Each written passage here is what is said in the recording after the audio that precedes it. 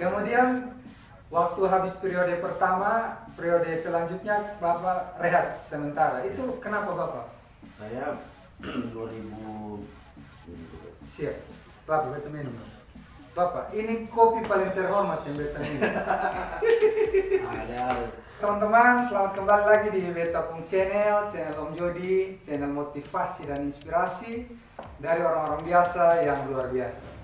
Ini hari Beta dapat kesempatan yang paling indah, Beta berkunjung di rumah yang paling terhormat di gedung DPRD Kabupaten TTS bersama dengan orang biasa yang begitu luar biasa, Bapak Soro. Karena itu kita akan bercerita sedikit dengan Bapak Soro, Wakil Ketua DPRD Kabupaten TTS. Baik, silakan Bapak sapa penonton dulu. saya Yusuf Nikola Soro, Wakil Ketua DPRD Kabupaten Timur Tengah Selatan dari PDI Perjuangan. Iya Bapak. Oke Bapak, ketemu masyarakat nih kepengen dengar Bapak pun cerita dulu, kira-kira tangga-tangga ke mana sampai Bapak jadi seperti ini yang selama ini ketemu belum tahu. Ketemu tahu nih Bapak yang sekarang ini. Jadi Bapak bagi pengalaman buat kita, suka duka dulu, ceritanya bagaimana sampai jadi DPR. Tapi sebelum itu Bapak beta mau tanya, ini jiwa politik ini muncul sejak kapan? Karena yang beta dengar bocoran, waktu periode lalu nih Bapak anggota DPR paling muda, waktu itu selalu umur 20 berapa Bapak ya? 24 lah. 24. Oke Bapak, silakan Bapak.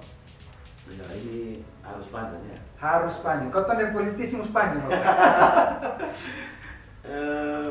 Saya kan lahir di kampung ya. Iya. Di Tepas, kampungnya nama Tepas, sekarang desanya nama Tupan. Jadi seperti anak kampung yang lainnya, kita mulai dari sekolah SD itu kita kelas 6 SD baru belajar pakai sepatu karena mau ujian. Kelas 6.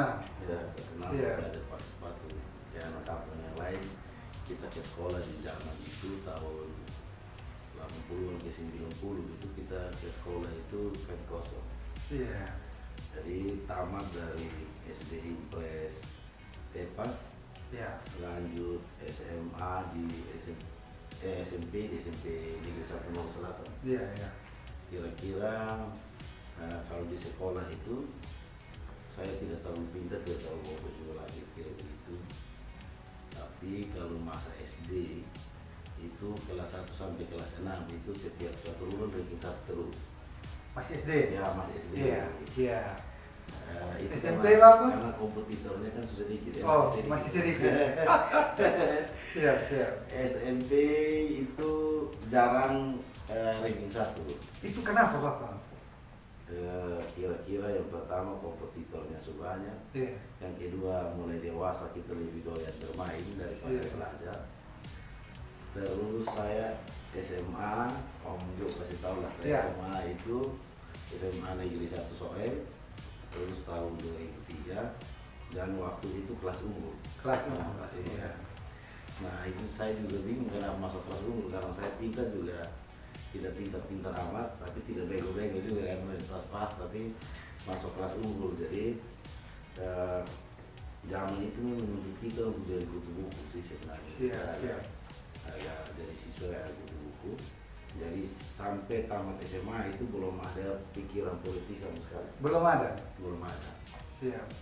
Nanti waktu kuliah itu karena kuliah di beberapa kampus. Di beberapa ya Bapak? Ya, beberapa. Itu maksudnya bagaimana di beberapa? Nah, itu aib dari Oh iya. kampus. Skip. Itu agak aib itu. Nah, saya kemudian waktu kuliah itu bergabung dengan GMNI. Iya. Ya, ada mahasiswa nasional Indonesia Kupang. Jadi mulai dari situ belajar organisasi. Kebetulan karena senior kita di organisasi itu juga banyak yang politisi. Oh iya. Jadi mulai ada selera politik lah. Selera politik mulai muncul. Kita juga mulai belajar, bantu senior kerja di lapangan, kerja politik lapangan. Akhirnya lama-lama kita punya sedikit pengalaman. Nah, itu sebenarnya modal dasar saya masuk di politik. Siap.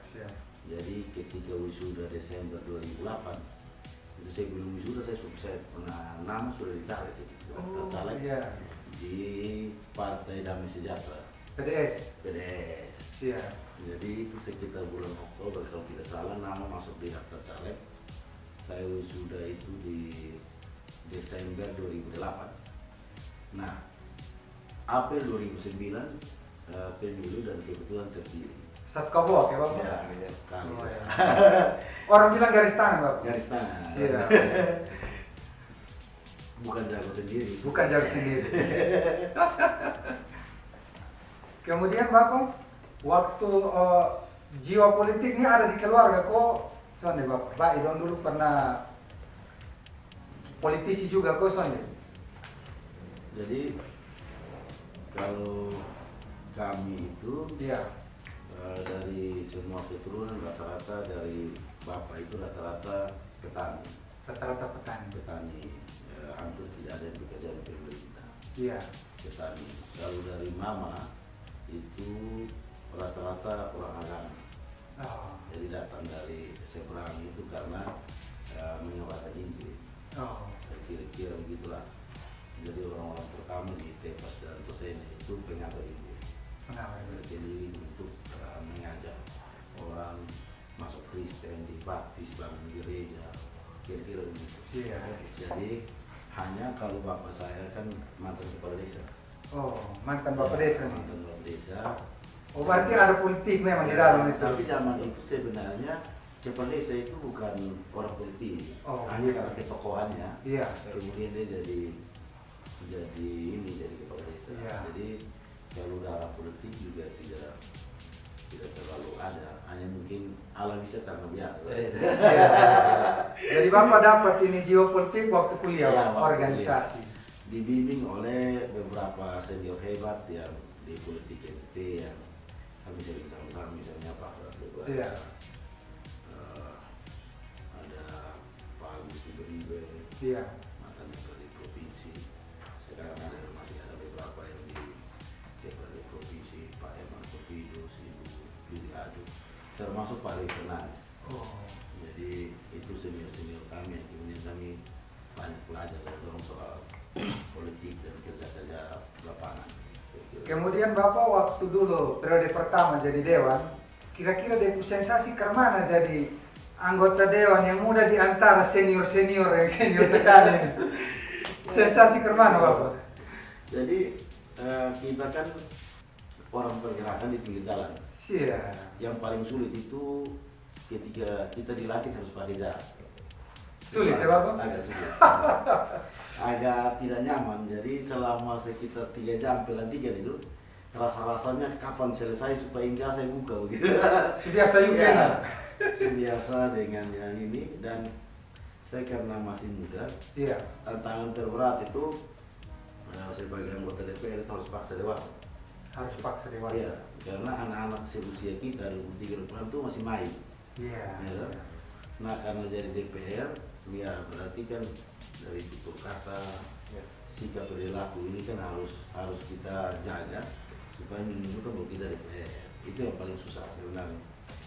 Nah, ditambah lagi dengan pertama kali setelah dilantik itu langsung pemilihan AKD dan saya sekretaris komisi A. Langsung Ya, sekretaris. dulu masih komisi A, sekarang Komisi A. komisi 1. Siap. 2 tahun kemudian, 1 tahun lebih kemudian saya jadi ketua komisi. Ketua komisi A. Itu yang memang agak berat karena kita misalnya rapat itu kita pimpin senior-senior yang pensiunan misalnya. Iya. Nah, itu berat. Yang pendidikan pengalamannya mumpuni, Iya. itu memang berat. Nah, di zaman perjuangan kami di tahun 2019 itu kami ada beberapa anak muda yang agak sulit sebenarnya untuk melaksanakan ide. Iya. Kita perbedaan pendapat di DPR itu saat itu menyatukan ide itu kan tidak sama. Iya. Karena kaum tua lebih banyak, mereka hidup di zamannya, Iya. dan kita yang muda ini juga hidup di zaman kita. Misalnya kalau mau bangun hot mix, mereka bilang sudah bangun sertu saja biar panjang, dananya tidak terlalu banyak. Iya. Iya. Tapi kan kalau kita yang anak-anak milenial, Iya. dari sisi kesehatan tidak ada orang mengurangi risiko penyakit ispa misalnya. Iya. Karena kalau kita lihat di kampung-kampung kan ibu naik, anak-anak kecil lari dari belakang mobil dan seterusnya. Ini juga dari sisi kesehatan kan tidak sanitasi di kurang bagus. Hot mix ini Pak. Nah, jadi kita berdebat di satu periode itu untuk menyamakan persepsi, terutama soal apa yang mau kita bangun, jenisnya itu memang susah. Karena beda persepsi antara kaum kolonial dan milenial ini kan jauh. Waktu habis periode pertama, periode selanjutnya Bapak rehat sementara. Itu kenapa Bapak? Saya 2000 Siap. Bapak beta minum. Bapak, ini kopi paling terhormat yang beta minum. ada. Jadi dari 2006 Bapak sakit. Iya. Dan itu memburuk di tahun 2011. Memburuk 2011, 2013 itu mama sakit. Iya. Jadi kan saya ini kan keluarga kebanyakan dari PNS. Iya, iya. Kami anak-anak itu yang dari PNS tinggalnya jauh-jauh di Maumere, di Rote, di Solo itu cuma 3 orang di sini. Jadi mereka juga polisi PNS. Jadi memang susah menyapu waktu khusus untuk mengurus orang tua. Iya. Nah, karena itu saya putuskan untuk rehat sejenak dari politik untuk urus Demi orang tua. ya, Woi, mantap. mantap. Ternyata di dalam jiwa seorang Yosuru ada hati yang begitu lembut ya. Ya, kira-kira begitu. Saya waktu itu juga karena PDS sudah tidak lagi berpemilu, Iya. harus pindah ke partai lain. Iya. Saya pilih PDI Perjuangan waktu itu, tetapi saya juga tidak masuk di caleg. Tidak masuk. Jadi di daftar calon tetap tidak ada, saya tidak mencalonkan diri. Ada proses yang kemudian tidak bisa diceritakan. Siap. Ada proses yang kemudian bikin saya jadi tidak mencalonkan diri. Iya. Tapi memang dari nurani juga inginnya berhenti sebentar untuk urus orang tua. Nah, 2015 saya jadi sekretaris PDIP. Sekretaris PDIP, mau tidak mau 2019 Harus mencalon. Jadi yang ketiga kali nih Bapak, Iya. habis rehat, terus yang ketiga kali Bapak bermain dewan langsung tembus. Iya. Nah kira-kira Bapak baik sepotong dulu dia punya cara karmana menjaga ini basis sampai ketika bermain sok kabor. Ya kalau saya mau terbuka lawan baca. Tapi gini ya, Iya. politik itu soal kreativitas. Siap. Jangan berpikir bahwa politik ini kita pergi, kita ngomong ke Sultan Pesiri, kemudian itu selesai. Jadi politik itu bagi saya soal kreativitas. Kreativitas bekerja di lapangan kerja politik. Jadi yang tidak kreatif dengan berjalannya waktu pasti akan selesai. Versi. Ya, itu sih. Yang kedua itu Iya. argumentasi logis kita. Kita mau jadi DPR karena Iya. itu argumentasi itu lebih banyak diterima atau lebih banyak ditolak. Kalau lebih banyak ditolak ya pasti dengan sendirinya kan. Saya tidak mungkin terpilih kira-kira. Nah memang kalau teman-teman yang muda menjadi politisi Ya. siapkan dulu strategi kerja lapangan. Siap. Terus siapkan argumentasi yang baik. Siap. Kita mau menjadi anggota DPR kenapa? Iya. Targetnya apa? Tapi memang jadi DPR itu tidak semudah yang semua orang bayangkan. Siap. Darah-darah dulu Bapak ya. Ada yang kalau lihat kita muda-muda jadi DPR, lu bilang gampang jadi DPR. Dan tidak tahu 10 tahun lalu kita bikin apa. Siap. Makanya kemarin yang kita cerita saya bilang proses hidup itu sebenarnya bebannya cobaannya, tempaannya beda-beda. Iya. Iya. Ya, alat yang dipakai atau persoalan yang dipakai untuk menembak kita beda-beda, tapi kira-kira bobot sama.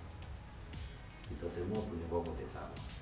Dan tidak mungkin bila kita cobaan lebih besar dari Kekuatan serta kejujuran Bapak ya. Kira-kira begitu lah. Siap berat. Jadi, kalau yang tidak mau ditempa kemudian mau jadi besar itu tidak mungkin. Tidak bisa instan Bapak ya. Kalau di instan itu kira-kira apa ya? Superman. Bukan. Oh, bukan. Rasanya kayak pisang yang orang potong dan peram. Iya. Itu pasti rasanya beda Oh, dengan siap. yang Siap. masak di pohon toh. Sama-sama Beda, kuning tapi asam beda Bapak ya. kelas itu. Kalau ini Beda manis ya kelas. Bapak. Beda kelas. Bapak, untuk Bapak sebagai seorang dewa nih, semua pasti banyak sudah tahu. Nah sekarang kami pengen Bapak bagi cerita dulu sebelum jadi dewa nih, pernah rasa susah kok, dia susah karena mana? Karena beta dengar Bapak pernah tinggal di dalam pasar, Bapak cerita. Ya, jadi namanya anak kita dari kampung. Siap. Kemudian sekolah SMA kan harus di kota. Saya waktu itu tinggal dengan ipar di Pasar Impres. Siap. Kelas 1 sampai kelas 2 SMA kira-kira. Jadi ya pulang sekolah, tugas kita ya ganti mereka jualan. Akhirnya karena namanya juga anak muda, akhirnya karena sudah sering jualan, ya kita sebelum pisah sekolah beli garam dulu di tempat masak garam, taruh nanti pulang kita jual. Ya satu hari kita beli 15 kilo ya, paling kita untung 5.000, sudah lumayan lah. Uang jajan kan waktu itu angkot masih Rp1.000. Oh ya. Jadi lumayan itu kan angkot bolak-balik, depan kita jalan kaki tuh. Berarti ini kesuksesan Bapak berawal dari garam juga Bapak ya? Jadi buat kawan-kawan yang jual garam jangan malu, itu bagian dari pekerjaan. Jual garam, sayur, lombok, bawang itu biasa lah. Dan di pasar tuh, di pasar lingkungannya seperti itu dan kalau mau eksis ya kita kan harus bisa ini. Terang-terangan jual. Jadi kalau di pasar sekarang lihat kawan-kawan yang dulu jualan sekarang kaya-kaya semua. Betul. Saya kan pikir kalau waktu itu saya tetap jualan sekarang saya kaya. Tapi kan dari politisi kan saya bisa kaya. Politisi bisa bantu orang lain Bapak. Ya, hanya bisa bantu saja. Kira-kira begitu. Siap berarti. Yang terakhir Bapak harapan untuk kita pun kabupaten nih Bapak. Impian terbesar yang Bapak mau bikin dan belum sampai dan memerlukan waktu lagi untuk Bapak bikin. Ya, kabupaten yang pertama Kabupaten Timur Tengah Selatan yang kita punya banyak potensi. Potensi pertanian, peternakan, pariwisata itu kan luar biasa. Tapi mungkin belum kita mampu genjot secara luar biasa.